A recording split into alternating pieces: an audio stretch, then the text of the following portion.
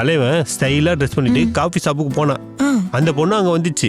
But அந்த பொண்ணுக்கு தமிழ் தெரியாது. தலைவனுக்கு தமிழை தவிர வேற ஒன்றும் தெரியாது. உங்களை காஃபி ஷாப்புக்கே கூட்டு போயிருக்க மாட்டானே. ஆமா, நாங்க ஃபர்ஸ்ட் மீட் பண்ணோம் காஃபி ஷாப்ல, அதுக்கப்புறம் போவே இல்ல. இனிமேலும் போக மாட்டீங்க, ஏன்னா சம்பவம் அந்த மாதிரி. என்ன அங்க என்ன நடந்துச்சுன்னு சொல்லுங்க. அவனத்துக்கு அங்க இருந்த வெயிட்ரு அவனை விட நல்லா இங்கிலீஷ் பேச ஆரம்பிச்சிட்டான். மாப்பிள்ளையும் அங்க உட்காந்துட்டு 2 காப்புக்குன்னு ஆர்டர் பண்ண போல எல்லாரும் சிரிச்சிட்டாங்க. கப்பக்குனியாவா? அப்படி ஒரு காஃபி நான் கேள்விப்பட்டதே இல்லையே. நீங்க இல்லங்க, யாரும் கேள்விப்பட்டிருக்க மாட்டாங்க. என்ன காஃபி அது? அட கேப்பச்சினோ தாங்க.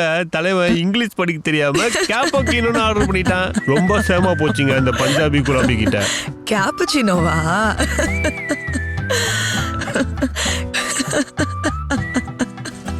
டேய் ஹைடா, அந்த கேப்புக்கினோ மட்டும் நமக்குள்ளே இருக்கட்டும்.